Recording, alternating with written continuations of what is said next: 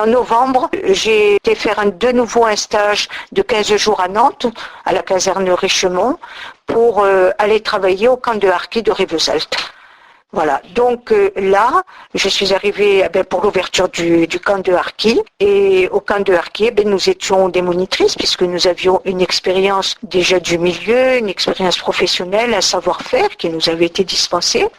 Et là, on s'occupait, j'enseignais, on faisait l'enseignement. Moi, en ce qui me concerne, j'avais les petits élèves de ce qu'on peut appeler CP. Voilà, on leur apprenait le français, on leur apprenait comment s'habiller. Pour les mamans, on leur donnait aussi des cours, comment leur apprendre de la vie en France, comment que ça se passait, comment ça allait se passer. Voilà, brièvement brossé le travail à Rivesaltes. Je suis restée de novembre 62 jusqu'en 30 juin 63. Donc j'ai fait pratiquement une année scolaire. C'était l'armée qui avait créé ça, puisqu'on était au camp Joffre, au camp de Rivesaltes. On mangeait aux messes. Donc à Rivesaltes, on mangeait aux messes et on était hébergés d'une manière très sommaire. Bon, c'est vrai que si les harkis vivaient dans des conditions pas très brillante, mais enfin, on leur avait quand même assuré la sécurité puisque les militaires qui les avaient ramenés, c'était sous leur propre responsabilité. Et j'ai vu des militaires m'être mis aux arrêts de rigueur parce qu'ils avaient ramené leur harki ou leur harka, comme vous voudrez. Donc, moi, j'ai vu tout ce désarroi de ces harkis.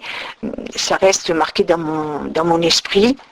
Alors aussi une chose qui est importante que beaucoup de personnes ne savent pas, c'est que tous les jeudis, il y avait le juge de paix qui venait au camp de harkis. Nous accompagnions les familles pour qu'elles puissent opter pour devenir citoyens français. Fameux truc, ils étaient français mais n'étaient pas citoyens, donc c'est-à-dire devenir citoyen à part entière, citoyen français, pardon, c'est-à-dire signer, être d'accord, être régi par le code de Napoléon. Donc tous les jeudis, on accompagnait on préparait quand même nos familles pour leur dire comment que ça allait se passer, qu'est-ce qui allait leur être demandé, quel prénom, si elles voulaient changer de prénom, quel prénom elles voulaient donner à leurs enfants. Donc elles allaient quand même en connaissance de cause un petit peu.